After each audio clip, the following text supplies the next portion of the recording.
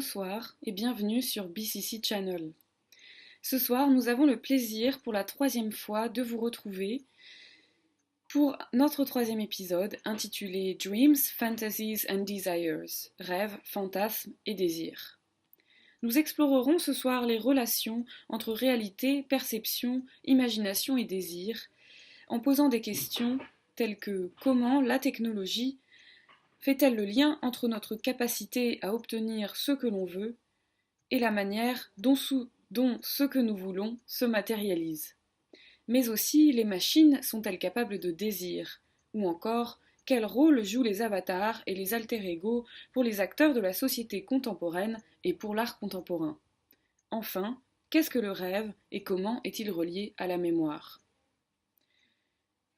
Une large variété de médias et de sujets sont prêts à être partagés avec vous ce soir. Nous espérons réfléchir ensemble au rôle des récits qui façonnent nos ambitions collectives et individuelles et nous intéresser à la nature ambiguë de la notion de vérité qui façonne elle-même ces récits. Comme à notre habitude, il y aura une interlude de discussion à la moitié du programme et vous êtes libre d'utiliser le chat pendant la diffusion des vidéos. Si vous trouvez le chat en direct trop distrayant, n'hésitez pas à passer la vidéo en mode plein écran. Si vous trouvez les vidéos peu distrayantes, n'hésitez pas à passer sur le chat. Notre première partie du programme débute avec la vidéo Faits divers numéro 1 par Arthur Fléchard, qui utilise des faits divers trouvés sur Internet concernant des accidents domestiques causés par des aspirateurs robots pour demander « Les objets ont-ils des sentiments et des aspirations ?»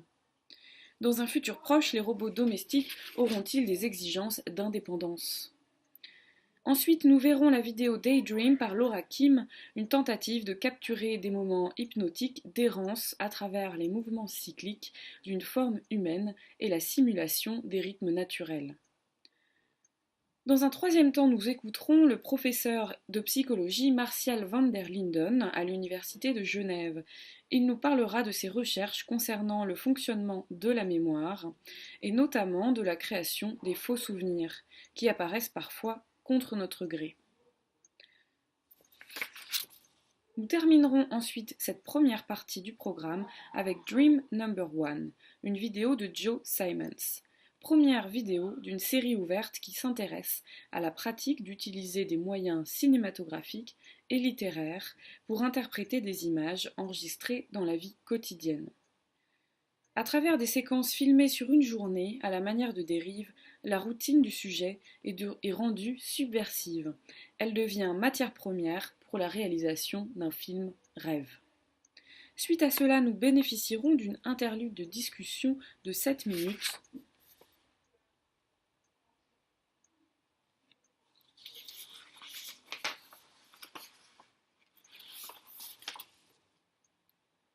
pour échanger des réactions ou des questions avec vous. Quant à moi, je vous retrouverai à la deuxième partie de notre programme. Restez avec nous et à tout à l'heure.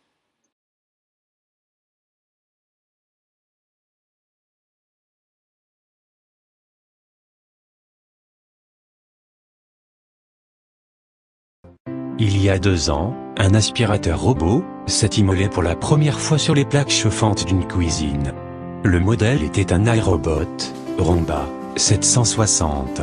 La scène s'est produite dans une paisible maison de la ville de Kirloch, en Autriche. Sur les lieux de l'incident, aucune spéculation n'a été effectuée sur la possibilité d'un acte volontaire de l'aspirateur. Le dysfonctionnement de l'outil étant un label préféré au caractère excentrique d'un suicide prémédité. La cuisine était d'origine allemande. De type Lossy, son plan de travail optimisé offrait des perspectives satisfaisantes en termes de préparation. Montées de façon industrielle, ces surfaces planes aux arêtes incisives, dignes des modèles nord-américains, dessinaient un espace de caractère pour un prix relativement abordable. Méticuleux envers cette acquisition, son propriétaire avait pour habitude de faire polir la surface de celle-ci par son aspirateur chaque matin.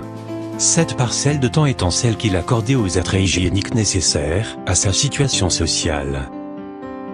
Mais ce matin du 10 novembre 2013, l'odeur palpable du plastique lui fit sentir une toute autre sensation.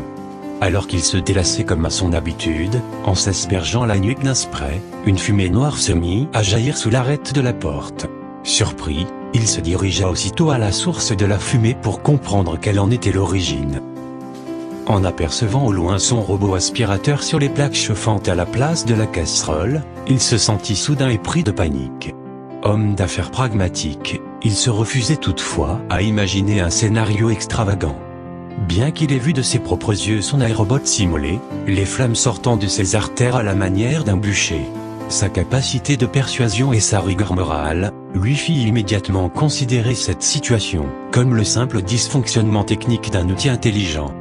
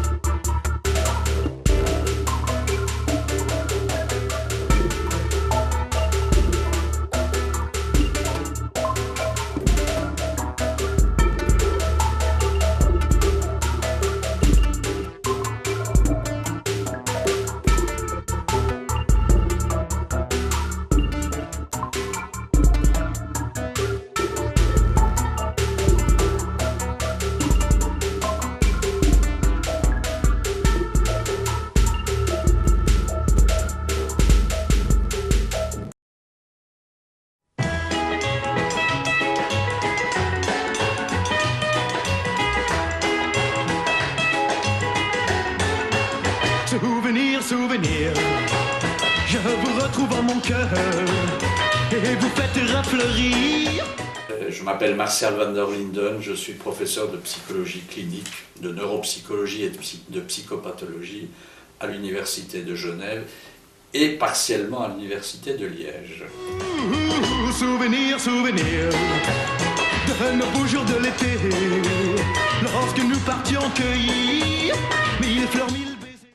Un élément important quand on aborde la mémoire des événements personnels, ce qu'on appelle la mémoire autobiographique, c'est de considérer que cette mémoire, ce n'est pas un enregistreur passif des événements comme, je sais pas, un enregistreur digital qui stockerait les événements proches de la réalité. En fait, il apparaît bien que nous gardons intentionnellement accessibles les souvenirs sur la durée qui sont en lien avec nos valeurs, nos croyances, nos buts, notre identité. D'autre part, ce que nous gardons en mémoire peut être déformé, modifié en fonction justement de notre identité. Il suffit de voir des personnes qui vivent en couple depuis quelques années sont souvent confrontées au fait d'avoir vu le même événement et d'en rapporter des choses complètement différentes. En fait, les modèles récents de la mémoire des événements personnels distinguent deux fonctions à la mémoire des événements personnels. Il y a une première fonction qu'on appelle la fonction de correspondance. Il faut bien qu'on garde quand même en mémoire proche du réel pendant un certain temps, un temps assez court, ce qu'on vient de faire. Par exemple, si vous fermez la porte à clé en sortant de chez vous, et vous faites 300 mètres, vous vous dites, est-ce que j'ai fermé la porte à clé? Il faut que vous ayez accès au souvenir de l'avoir fait, par exemple d'avoir vu votre sac qui est tombé, il a fallu le remettre sur l'épaule, et ce qui vous permet de dire, je l'ai fermé la porte. Et puis la deuxième fonction, c'est la fonction de cohérence, on ne garde que ce qui est cohérent avec notre identité, nos valeurs, etc. En ce qu'on appelle en psychopathologie, eh bien, on voit bien que les personnes vont mettre en mémoire préférentiellement ce qui correspond à leurs croyances sur eux-mêmes, sur le monde. Par exemple, des personnes qui ont une dépression vont préférentiellement mettre en mémoire les informations qui correspondent à leur conception du monde et d'eux-mêmes, qui est une conception négative. Donc ils vont préférentiellement mettre en mémoire ce qui est négatif et ce qui va renforcer leur dépression. Et donc notre mémoire, d'une certaine manière, est farcie de faux souvenirs. Et même de souvenirs dont on croit mordicus qui correspondent à des événements vécus, alors que c'est des constructions. Et là, ça nous permet de passer au faux souvenir. On crée une représentation extrêmement imagée, précise, détaillée d'une situation, et à un moment donné, eh bien, on ne sait pas, on ne sait plus, on ne peut plus décider la source de ce souvenir. Est-ce que c'est un souvenir que j'ai vécu ou est-ce que c'est un souvenir que j'ai imaginé? Donc un faux souvenir, on va le créer parce qu'on a une bonne imagination, on peut se représenter les choses de façon très détaillée, etc. Et puis aussi parce qu'on a peut-être une difficulté plus générale à distinguer ce qui est l'imaginaire ou c'est ce qu'on appelle une difficulté de contrôle de la source du souvenir. Le désir semble être moteur dans la construction du faux souvenir. Oui, le désir est au cœur de la mémoire des événements personnels. Moi, je le formulerai autrement que par le terme de désir, je dirais la réalisation des buts. Mémoire, identité, émotion sont intrinsèquement liés, puisque ce qui est en lien avec nos valeurs, nos croyances, nos buts, nos désirs, va provoquer des émotions. Alors, ce qui est évidemment, dans votre question, le plus troublant, c'est des personnes qui s'accusent de choses qu'elles n'ont absolument pas réalisées. Ben ça correspond bien au fait que l'enquêteur, le policier, le juge, que sais-je encore, a contribué à implanter un faux souvenir dans la mémoire des personnes. Pour simplifier, on peut dire, bon, imaginons quelqu'un qui a été appréhendé et qui est suspecté d'avoir commis un délit. Puis on lui dit, tu as grimpé cette colline. Non, je n'ai pas grimpé. Si, tu l'as grimpé. Et puis il y avait à droite un sapin. Tu as déposé ta bicyclette. Elle dit non, je n'ai pas fait. Puis on va répéter, et jour après jour, etc. Jusqu'au moment où la personne a construit une représentation tellement détaillée et vivace de l'événement qu'elle dit oui, c'est moi. Puisque là, elle va confondre ce qui a été implanté et imaginé par lui et le fait finalement de l'avoir réellement commis. Donc ça suppose une bonne connaissance des mécanismes de mémoire pour éviter d'implanter ce type de faux souvenirs.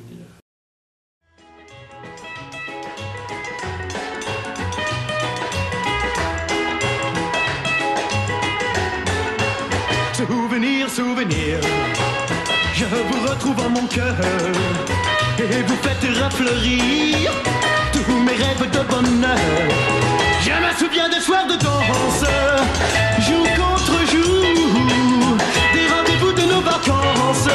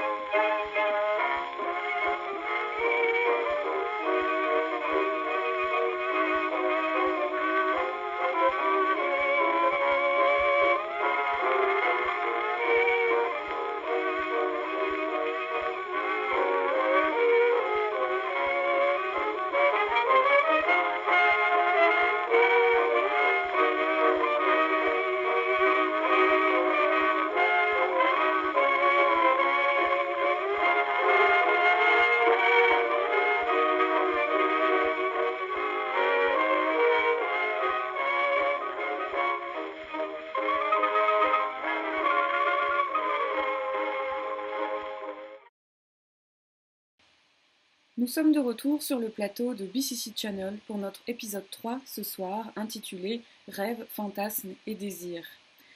Vous êtes maintenant prêts à découvrir la deuxième partie de ce voyage audiovisuel. Cette deuxième partie commencera avec à nouveau une vidéo d'Arthur Fléchard intitulée Faits divers numéro 2. Cette vidéo est également issue de sa série impliquant les émotions et motivations potentielles des objets domestiques mécanisés comme les aspirateurs robots. Ensuite, nous verrons la vidéo Tools of the Dream Machine, Reflecting on Guy Enebels, 15 ans de cinéma mondial, 1960-1975, une vidéo de The Big Conversation Space. Cette vidéo qui tient lieu de chronique littéraire est une discussion rapide et informelle entre San Francisco et Paris, autour de l'ouvrage à tendance marxiste de l'auteur paru dans les années 70, où il critique les outils utilisés par Hollywood pour répandre son cinéma sur le monde au XXe siècle, qu'il appelle alors l'opium hollywoodien. Puis nous passerons à la première animation diffusée sur BCC Channel, Bon Kiki Finds Love in the Desert, une vidéo de Léa Gonzalez. Nous rencontrerons la fantabuleuse Bon Kiki, une lapine extraterrestre qui parcourt la galaxie à la recherche de réponses, mais qui est mise en péril par le mauvais Monkey Sun, qui s'interpose entre elle et sa nouvelle idylle. Ensuite, nous ferons un voyage dans le passé jusqu'en 1973, où nous serons rejoints par Jacques Lacan, avec des extraits de son film réalisé pour la télévision par Benoît Jacot sur ses enseignements. Enfin, nous aurons le plaisir de visiter l'exposition Les Incessants, qui a eu lieu ce printemps dernier à la Villa du Parc, à Annemasse, en France. Ayant pour commissaire Céline Poulain, l'exposition montrait des œuvres jouant avec l'idée de falsification, d'imitation, de copie, explorant les problématiques de la tromperie, du canular et de l'usurpation. Pour terminer, nous clôturerons cet épisode consacré aux rêves, fantasmes et désirs sur une vidéo de l'artiste Christina Lazare intitulée Baby Barbarella Does Rainbow in the Dark. Ici, l'artiste investit un alter ego fantasmé et kitsch, faisant référence à un univers psychédélique et mythologique, voire New Wave, à l'heure de la computation informationnelle.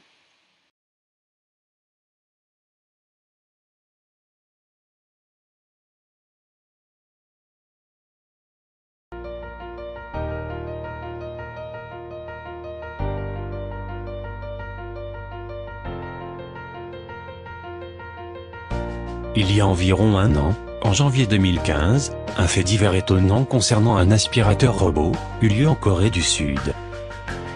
La scène s'est produite dans la ville de Cheonwan, au bord du détroit de Corée. Selon les informations diffusées sur le site humanoid.fr, la scène se serait produite de cette façon. Il était 23 heures. Comme d'habitude, la propriétaire âgée d'une cinquantaine d'années rentrait du travail. Exténuée par les tâches qui lui soumettaient un logement confortable, elle épluchait ses racines de lotus, moment d'alanguissement journalier. Une fois cet épisode culinaire terminé, elle se dirigeait calmement vers son aspirateur robot modèle iRobot, Roomba 480, pour activer celui-ci. L'outil allumé, elle s'étendait alors sur son tatami pour entamer sa nuit de sommeil. L'heure était à présent au devoir domestique de son outil. Suivant les modulations de l'espace qu'il avait à aspirer, celui-ci aménageait son parcours de manière autonome. Cette capacité tout à fait authentique à pouvoir générer un espace sain sans assistance physique prédominante avait toujours séduit cette jeune quinquagénaire. Seulement, en cette nuit d'hiver, c'est le goût du travail bien fait qui semblait soudain délaissé. Les modules d'aménagement, nombreux dans cet appartement, devenaient autant d'obstacles néfastes à la fluidité du parcours de l'outil. Et chaque meuble se substituait à présent à un germe pathologique, qui fusionnait dans son esprit comme autant de pellicules ingrates laissées par un cuir chevelu mal entretenu dont la propriétaire semblait la principale causalité. Ces cheveux qui étaient d'ailleurs posés à l'horizontale, dont l'entretien négligé obsédait encore l'outil, formaient à présent le principal déchet dont la machine souhaitait s'acquitter. Corrélation de plusieurs anomalies, ou homicide volontaire, c'est en aspirant les cheveux de sa propriétaire que la machine finit par agir.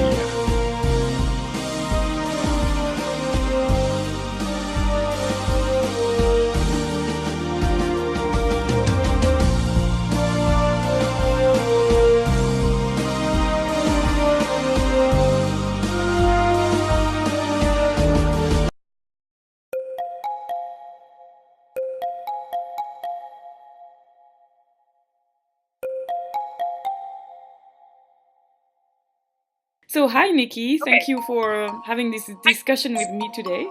I will talk to you about this book called 15 Years of World Cinema by Guy Hennebel from 1960 to 1975. He proposes a critical vision of American cinema and of the imperialistic market of American movies in the world. There is a chapter where he talks about Hollywood as an opium. He's saying it's embellishing reality in the way that the movies build a perfect dream world where, for example, everyone is beautiful and usually people are rich. There does seem to be more of like it seems to be sort of switching out to kind of more of like the default is more like a darkness. It's maybe more in television than in film, but like at least with, you know, like Breaking Bad and Game of Thrones and like those shows that are really popular, and House of Cards, like ones that are super popular shows, are like, you know, painting a very bleak world. They put forward some kind of ethics that for him are fake. For example, he gives the example of a false humanist morals, so just very general ideas of good and bad and humanist vision and the greater good and all that. But he says that because of that, then the movies lack a serious political vision. When you are catering to really mass audiences as a business necessity, controversial issues like that could actually get to like discussion of like a real like political change or something like that, or, you know, could deter too many viewers or something. He talks about the oppression of women on one side, and then another side, racism, asserting the superiority of the white men that are used as a tool to perpetuate domination. I forgot what the name of it is, but there's some kind of thing that's like a formula for like most films, which is that the only female characters in the film who have a name and have speaking roles either are a romantic interest of a male character or are only there as a competition with a different female character who is the romantic interest of the male character. I think media is like it has such a great potential to like help people see new perspectives and like empathize with each other, and like it should be used for that.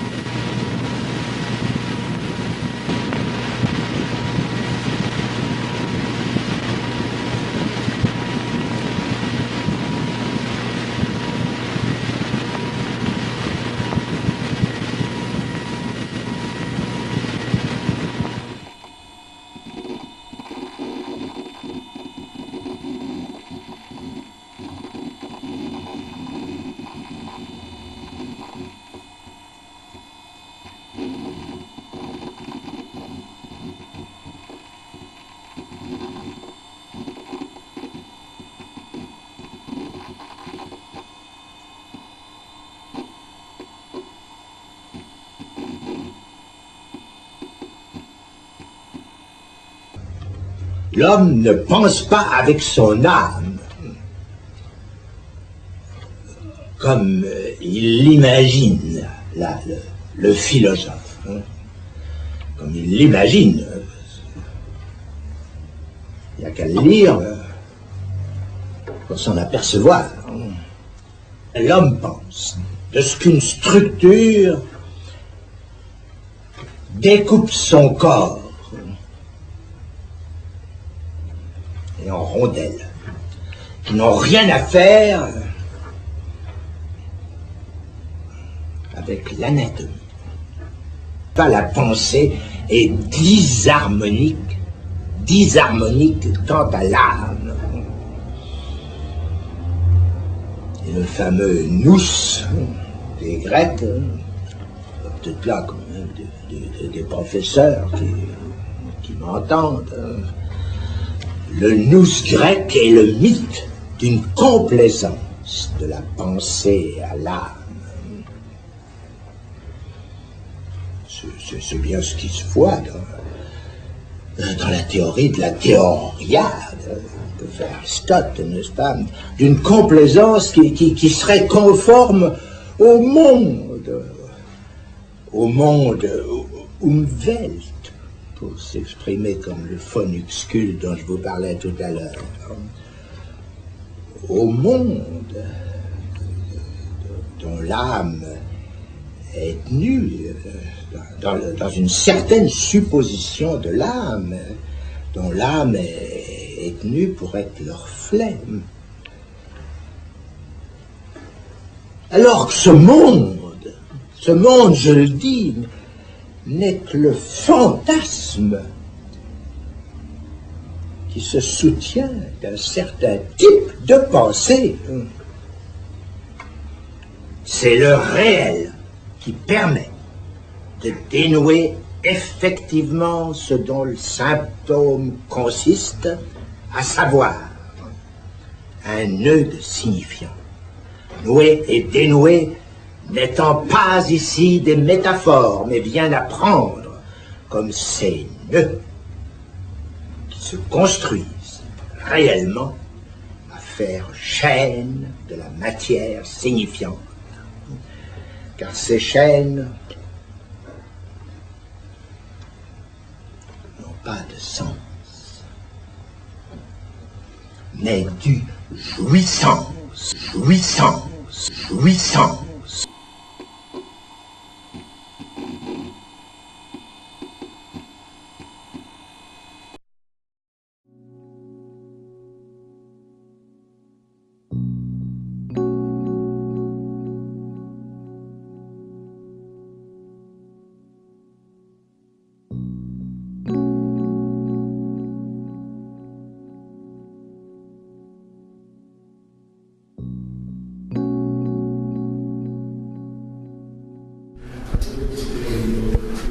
Un peu partout dans l'exposition, qui sont en fait des actions qui ont été effectuées par un artiste qui s'appelle Dario Robleto, qui est un artiste texan, qu'il a fait entre 96 et 97, qui sont des actions de modification de son quartier en particulier.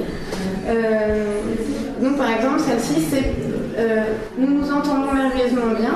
Donc il est allé acheter des rouleaux de papier fax.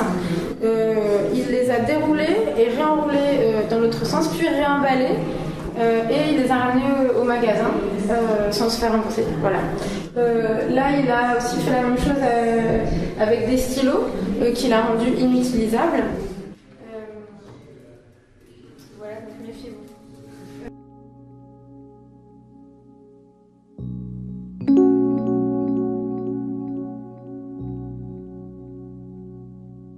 Donc ce projet d'exposition autour de la falsification, c'est un projet que j'ai commencé à écrire il y a 2 ans et qui s'est vraiment concrétisé suite à l'invitation de Garance Chabert à la Villa du Parc sur cette recherche spécifiquement. Je trouvais que c'était vraiment intéressant de faire l'exposition ici, juste à côté de la Suisse, qui véhicule énormément de mythologie sur ces questions d'usurpation, de fausses monnaie, enfin de circulation d'argent, d'offshore. Et aussi, je pense à l'histoire de Jean-Claude Roman, L'adversaire, écrit par Emmanuel Carrère, qui raconte l'histoire d'un véritable usurpateur. J'ai eu l'envie à la fois d'inviter donc des artistes qui, plutôt qu'illustrer le thème de la falsification, allaient donner plus d'ampleur à ces questions sur la circulation du savoir et de l'information, la question du secret, la question des circulations monétaires, de l'offshore, de la finance, la question de la copie, de la reproduction, de l'erreur, des fictions politiques, et aussi à quel moment en fait ce qui est vrai pour quelqu'un va être faux pour une autre personne, et ce qui est vrai légalement ou ce qui est, on va dire, faux légalement et en fait vrai pour une autre personne. Enfin, en fait, finalement, cette frontière, elle est complètement poreuse et elle n'a pas vraiment de raison d'être.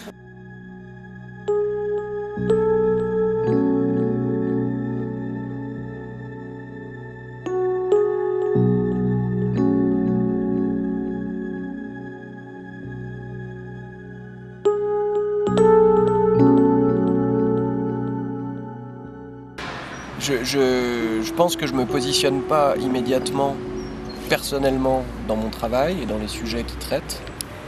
C'est-à-dire, est-ce que je suis pas prosélyte au sens de je suis un transhumaniste ou je suis naturaliste ou vitaliste, et quoique des fois la vision vitaliste me semble être la plus cohérente, c'est-à-dire que toute espèce cherche à survivre, cherche à vivre, comme une cellule qui devrait se transmettre au travers de corps et d'espèces, qui de toute façon, que ce soit une espèce ou une autre, elle cherchera à subsister.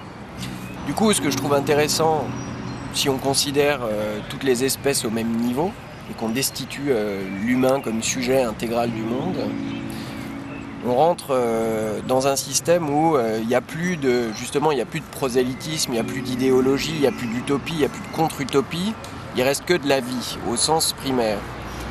Or, observer la vie au sens primaire, ça voudrait presque dire tout ce qui s'artificialise, tout ce que l'humain va créer lui-même, comme la culture, toute forme de folklore, de revendication, d'identité. Bon, tout ça, voilà, c'est une espèce d'artifice qui a bien peu à faire avec l'histoire du monde.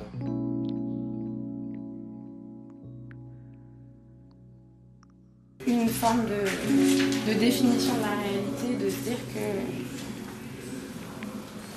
le réel n'est que ce qu'on décide qu'il est, en fait, d'une certaine manière.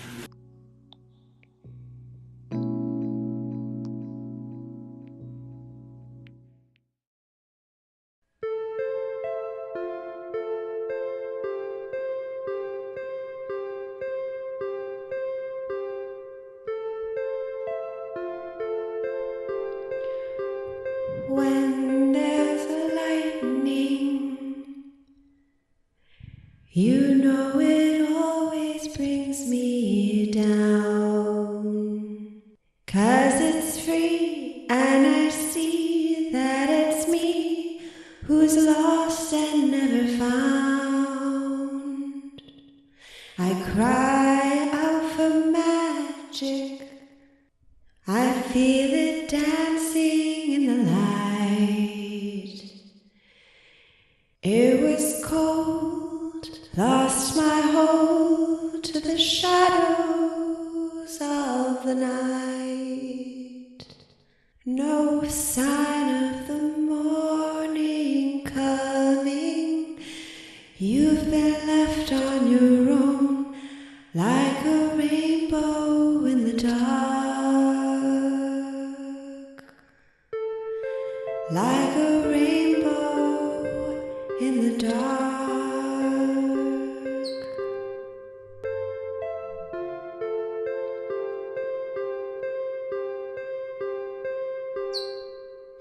Do your demons, do they ever let you go? When you've tried, do they hide deep inside? Is it someone that you know? You're just a picture, you're an image caught in time.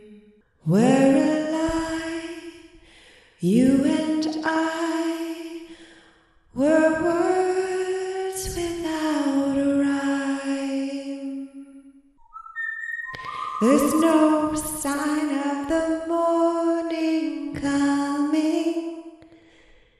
You've been left on your own, like a rainbow in the dark. Just a rainbow in the dark. Yeah.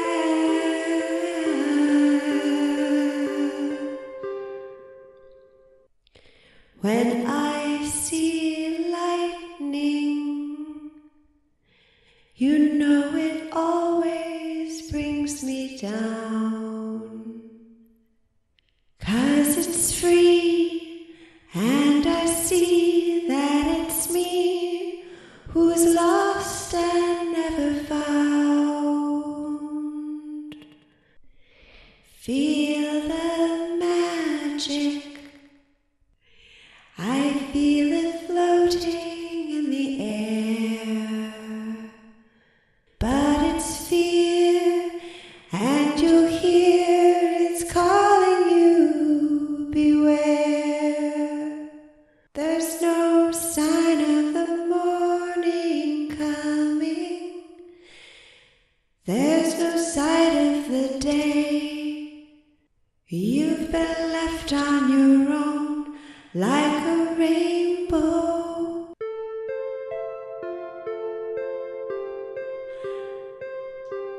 Like a rainbow in the dark.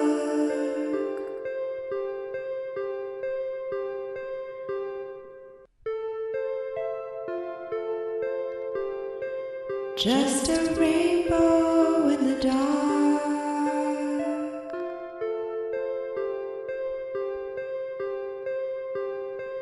No sign of the morning. You're a rainbow in the dark.